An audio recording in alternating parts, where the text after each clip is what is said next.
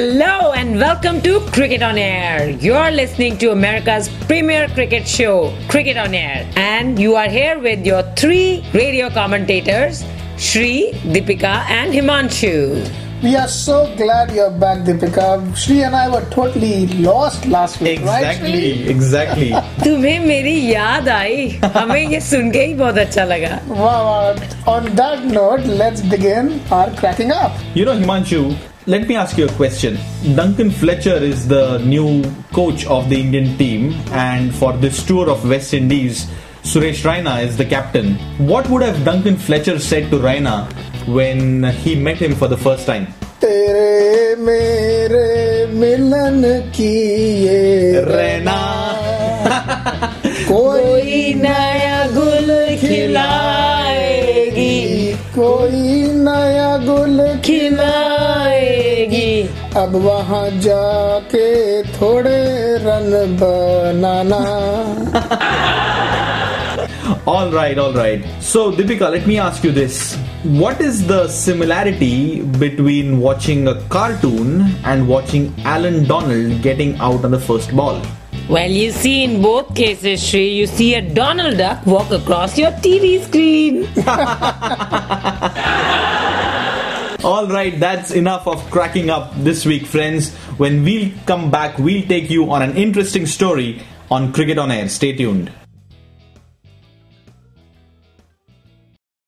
Welcome back, friends, to America's premium cricket show, Cricket on Air. This is your host Himanshu, and we are ready to take you through another fun-filled ride. Friends, how many times have you experienced a situation like this? Let's say India is playing a T20 or a one-day international match. The situation is really tense, and just then you think of an interesting anecdote, or you have an interesting take on what should be done to make the situation better. And just when you think about it, you see that the commentator says the same thing on the air. You curse the fact that you're sitting at home. You would have rather been in the commentary box. And just then, the last few years of your life flash in front of you. How college life followed by job interviews completely took away everything that you had. Shri is talking about his own life right now, guys. Well, there is one man who didn't let college life and subsequent jobs take over his passion. And that man is no other but Harsha Bhogle. Yes, today we are going to take you through the story of none other but Harsha himself. The man who has gone on to become the most identifiable voice of Indian cricket, Harsha Bhogle. You know, for the uninformed, let me tell you, Harsha Bhogle is an Indian commentator and has been one since the last 3 decades. And not only a commentator, Deepika, he's also a huge media personality. Arguably one of the biggest celebrities in India. Well, I totally agree with you. Cricket analysis and TV chat shows like Harsha Online and Harsha Unplugged speak of his celebrity status on the media. Well, we have heard of stories of cricketers. We've heard stories of tournaments. But wouldn't it be awesome to know about the story of Harsha Bhogle himself? How he went on to become the commentator, the celebrity that he really is today. So friends, we are going to take you through the story of Harsha Bhogle today. Stay tuned.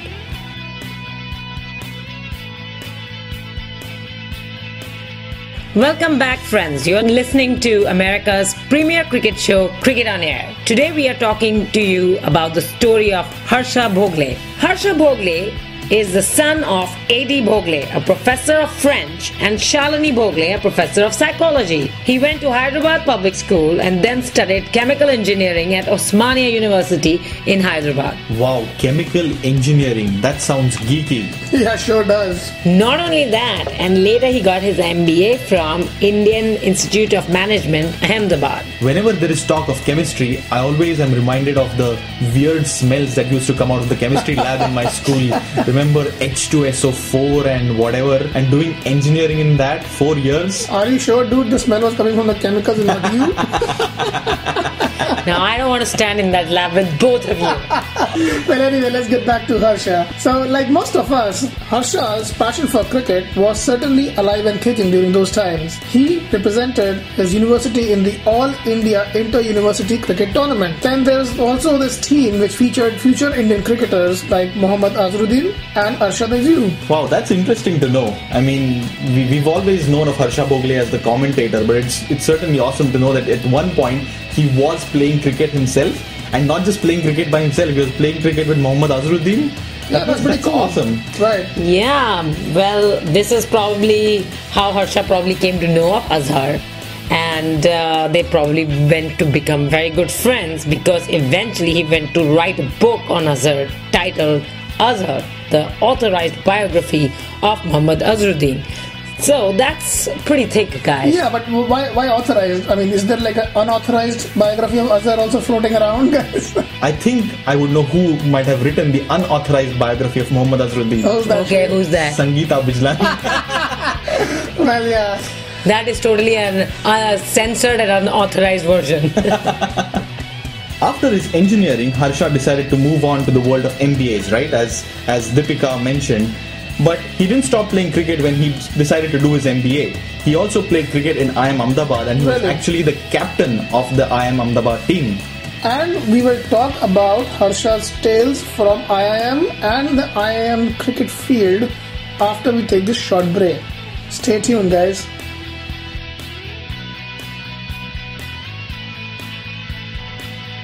Welcome back to America's premium cricket show, Cricket on Air. I am Shri, and today we are taking you through the story of Harsha Bhogle. You know, Shri, Harsha actually realized that he didn't have much of a career in cricket.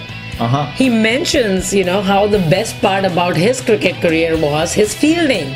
Wow, that's like most of us. And then there's this interesting story behind that. And really what I really like is his authenticity about, his cricketing talent. Harsha mentioned that both his batting and bowling required a lot of talent and hard work. And he wasn't really that great at it.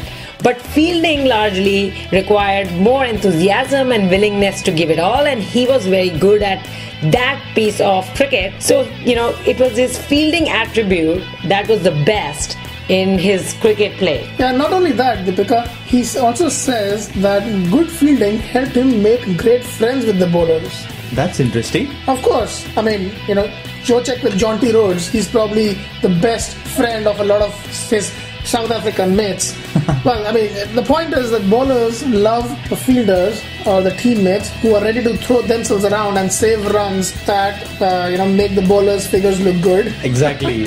So all the bowlers in the team were obviously Harsha's best friend. I think what I really like about the fact is that he is thinking from the point of view of how this friendship became a long-term career strategy for him, because of course if he called on for someone to give him an interview later on, that was always a welcome. And more than that, I think at that point he was able to analyze his own game in that way. To be able to analyze that at that point, it seems like a very intelligent thing to do. Strategic thinking, Shri.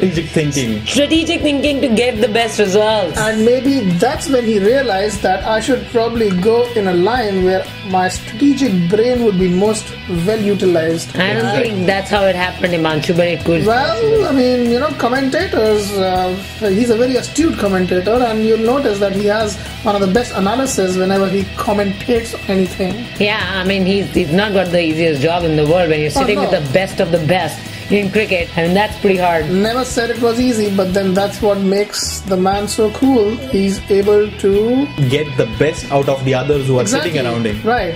I think he's more like voice of the nation. He's positioned himself like he's the guy who talks from a perspective of an Indian viewer and gives up that kind of perspective to the commentary rather than an expert on cricket. But even then, he has to come up with the right questions.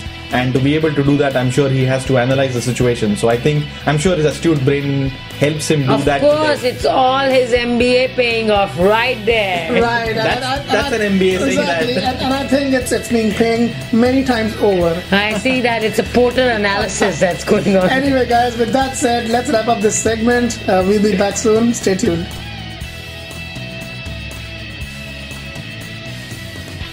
Welcome back, friends. You're listening to America's premier cricket show, Cricket on Air. and I am Deepika, taking you on a ride to talk about the story of Harsha Bhogle. We just spoke about all his talent prior to him becoming a commentator, successful one at that.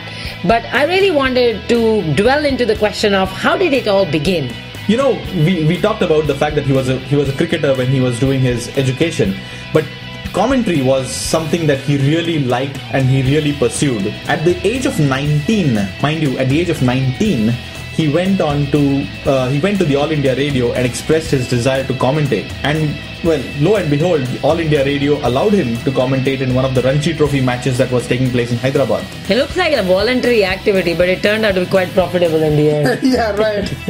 Well, while he was doing his MBA, he was invited by Doordarshan to do a commentary for his first ever test match. Sounds pretty awesome, huh? Pretty interesting because coming from a Doordarshan which had Krishi Darshan, I mean, if you had someone at that time, if you could position yourself as the only commentator, you had a good career right in front of you. That's exactly why they call themselves Doordarshan. They were Doordarshi, right?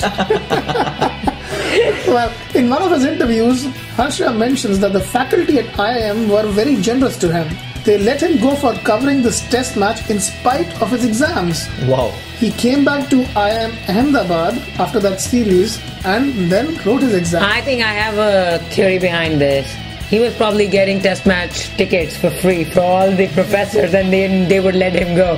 So that was pretty good, incentive for them. Well, it was a test match. I'm not sure how many professors in IIM Ahmedabad were interested in watching a test match. Well, the interesting part is that, even though he went, on Doordarshan to cover this, at that time he didn't really think of making a career in the media. Okay.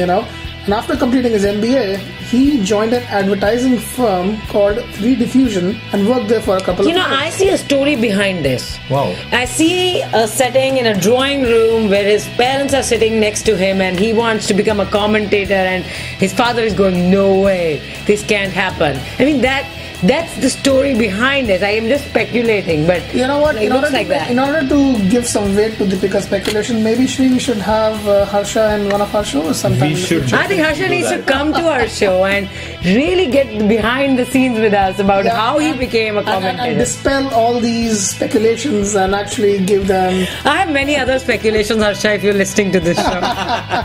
Anyway, enough of Deepika's speculations for now. Yeah, let's take a quick break. When we come back, we'll take you further in the story of Harsha Bhogle. Stay tuned.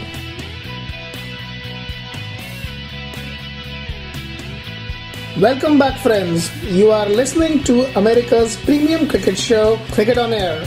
We are taking you through the story of Harsha Bhogle, and this is your host Himanshu, continuing the story.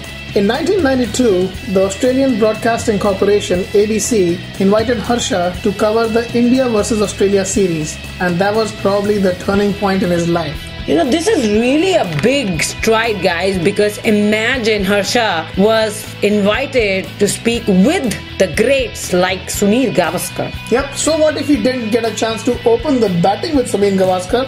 He actually got a chance to open the commentary with Sunil Gavaskar. I thought you were going to say he opened the microphone with This actually gives a lot of hope to the Indian youth, that you don't need to be a cricketer. You could be a fanatic Indian fan of cricket and then you can have a career in it. This is really awesome. Yeah, not only did it, boost the Indian cricketers' morals, it also boosted the ratings of ABC. Exactly. And his own morale to do a lot of freelancing on media channels. So I think all of us see a lot of win-win situation by this one invitation, which is really great. Exactly. So from the Australian Broadcasting Corporation, ABC, he went on to the British Broadcasting Corporation, BBC. See, he was making progress. He went from A to B. Yeah. Now he must have gone from B. And then he went straight to E, which is ESPN. Yeah, so he was taking giant strides, right? Right. Yeah. Then came the S, which is the Star Sports. And, Star Sports and ESPN came to India and they wanted someone to be the face of cricket on their TV channels. Guess who was the number they called? who do you want to call? Harsha Bhogle. So I think that's pretty good that he was an obvious choice by that time. He had set up a lot of experience and he had a lot of credibility behind him. You know what is most exciting is that once you're associated with brands like ESPN, Star Sports, you automatically become a celebrity, and Harsha became one like no other.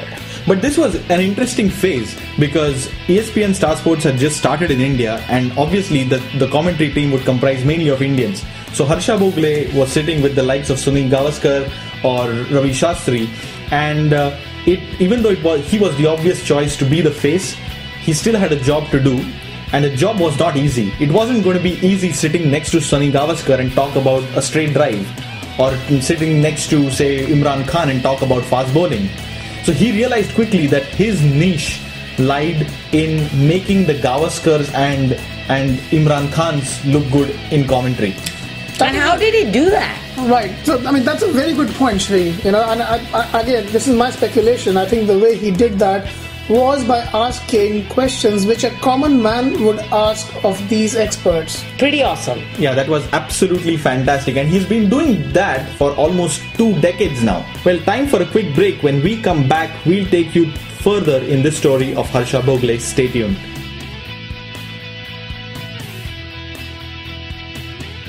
Welcome back, friends. You're listening to America's premium cricket show, Cricket on Air. And this is your host, Deepika, talking to you about none other but Harsha Bhogle. Talking about him, over the years, with the great work that he has done, Harsha has proved to the world how good a thinker he is about the game. One of the impressive things I saw most recently about his TED Talk and the insight he brings about the evolution of cricket and how it was invented by the Britishers and yet it became the best ever franchise that India has had, and how it has become a phenomena, and a lot of people now in the world of cricket attribute themselves with the Indian Cricket League and make a lot of money out of it. And what an insightful way of bringing that.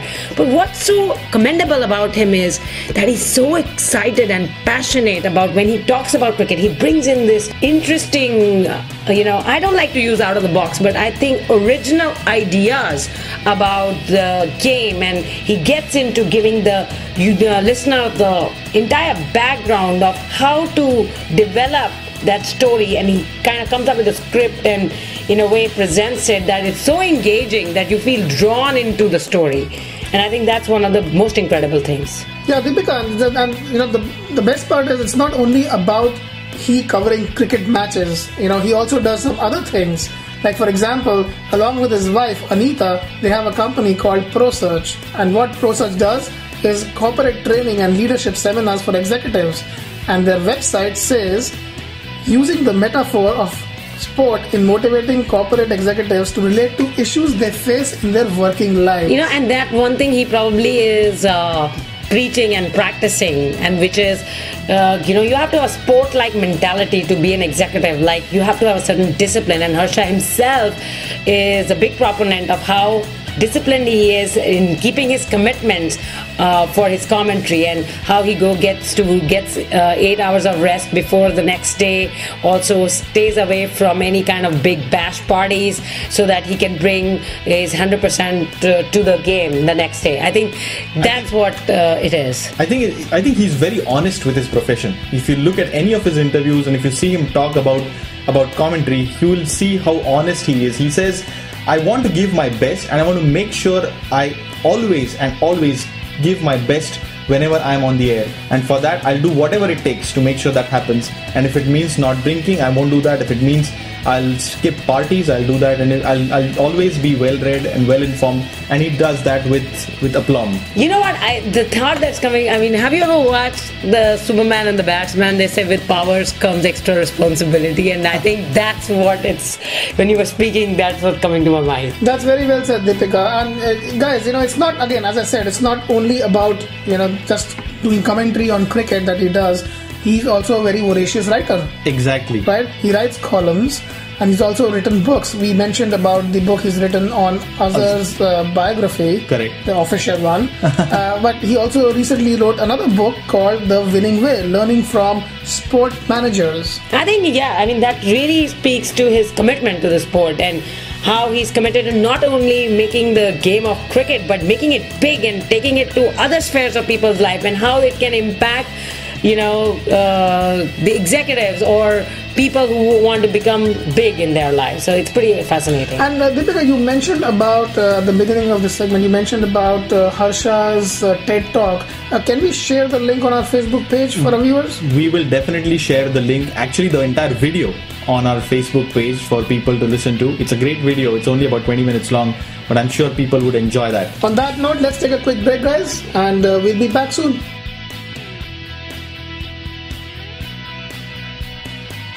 Welcome back to Cricket on Air, friends. I'm Shri, and today we are talking about the story of Harsha Bhogle. Friends, Harsha Bhogle is a great commentator. He's very articulate in the way he says things. He's also known for his wit, and he has come up with some absolutely funny one-liners during his commentary or during his show.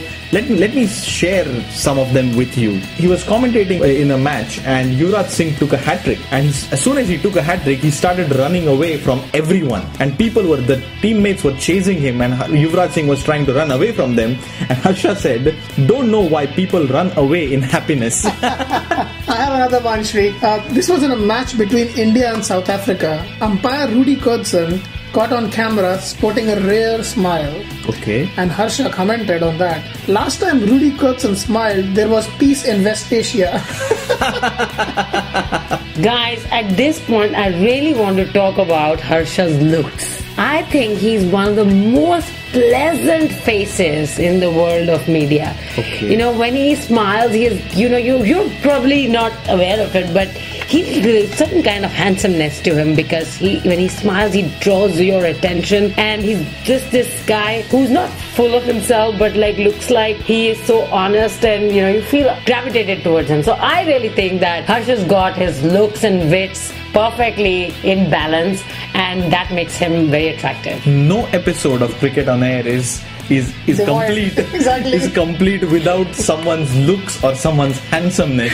But I'm glad you say that about Harsha Bhogle. I'm sure when he listens to this, he'll be very happy to know about it. Exactly, because I think there are very few cricketers that Shri and I would find handsome and looking good. Yeah, you guys just don't have that gift. I'll have to deal with all of that. Thank God for that. Well, that's it for this week, friends. We'll be back with another exciting episode of Cricket on Air, same time next week, right here on Cricket. Shri and Deepika signing off. Until next week, sayonara. Harsha, see you on Cricket on Air soon. Bye.